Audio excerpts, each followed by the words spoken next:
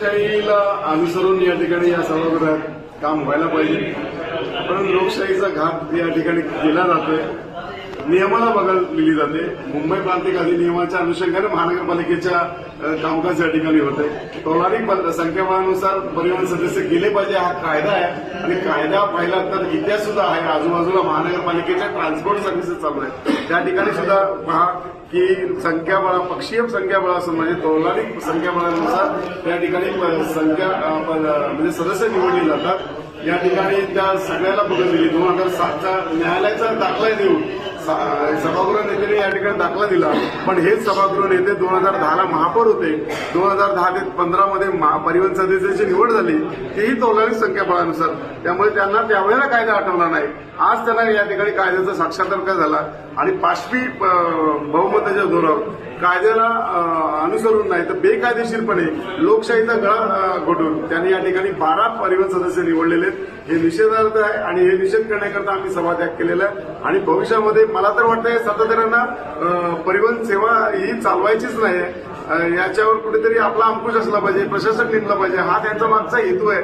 कार्यकर्ता मोठा करायचा असला तर सगळ्यांना घेऊन मोठं केलं गेलं पाहिजे. तर ही वस्तुस्थिती आहे. त्यांचे 8 सदस्य या ठिकाणी जात होते, आमचे 5 सदस्य तोलारी संख्याबळाने जाणार. आता विनाकारण त्याच्यावर स्टे येणार आणि तो स्टे किती अनिश्चित कालासाठी असेल हे निश्चित स्वरूपात आहे. त्यामुळे जे कार्यकर्त्यांना या ठिकाणी सन्मान होणार, या कार्यक्रमाचा सन्मानापासून ते आता वंचित राहणार आहे. त्यामुळे निश्चित स्वरूपात आम्ही कोर्टात जाऊ, ईडीकडे जाऊ आणि याच्यावर स्टे घेऊ. काही राजकीय जे आहेत जसं की माझे नगरसेवक आहे, कातकरी आहे, त्याच्यानंतर काही भाजपचे पदाधिकारी यांचा सुद्धा या सहभाग आहे, त्याच्यावरती काय आक्षेप घेणार? बघा, परिवहन सदस्य म्हणा किंवा इतर शिक्षण मंडळ सदस्य म्हणा, हा कार्यकर्त्यांचा सन्मान असो. ज्यांनी निवडणूक लढली नाही, ज्यांनी निवडणुकीत पराभव झालेला आहे, मग पक्ष अशा कार्यकर्त्याला ताकद देतात आणि ताकदीच्या बळावरच त्या ठिकाणी पक्ष वाढला जातो. म्हणजे पक्ष जेव्हा वाढत असेल तर सर्वसामान्य कार्यकर्त्यांना ताकद दिली गेली पाहिजे आणि अशा या समितीच्या माध्यमातून ती ताकद पक्षाच्या माध्यमातून पक्षीय बळानुसार या ठिकाणी त्यांना संधी मिळते आणि ती संधी निश्चित स्वरूपात त्या कार्यकर्त्यांना मिळायला पाहिजे या मताचे आम्ही आहोत. कारण या ठिकाणी सगळ्यांना संधी मिळत नाही. 111 सदस्य जरी असले तरी त्या ठिकाणी प्रत्येक जण आपापल्या पद्धतीने काम करत असतो.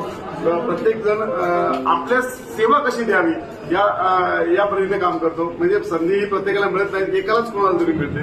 ती संधी ज्या संधीपासून ते वंचित राहतात अशाने या समित्या वर घेतलं जातं आणि बाहेरील सदस्य या परिवहनावर शिक्षणावर असतात आणि तीच प्रक्रिया इतक्या वर्षात चालत आलेली आहे. परंतु आजच काय असा साक्षात्कार झाला की सभागृह नेत्यांनी या ठिकाणी तो विषय मांडला आणि ते स्वतः 2007चा दाखला देत आहेत. ते 2010ला या ठिकाणी महापौर होते. 2010 ते 15 मध्ये निवडणूक झाली. तौलानिक संख्याबळानुसार, पक्षीय बळानुसार त्या ठिकाणी परिवहन सदस्य त्यांच्या उपस्थितीत त्यांच्या अध्यक्षतेखाली झाले आणि आज मात्र त्यांनी या सगळ्या नियमाला बगल दिली. लोकशाहीला मारक पूरक असलेला अधिकार या ठिकाणी हिरावून घेतलेला आहे आणि निश्चित स्वरूपात या विरोधात आम्ही सभात्याग केलेला आहे आणि भविष्यामध्ये या परिवहन समितीवर आम्ही स्टे आणू.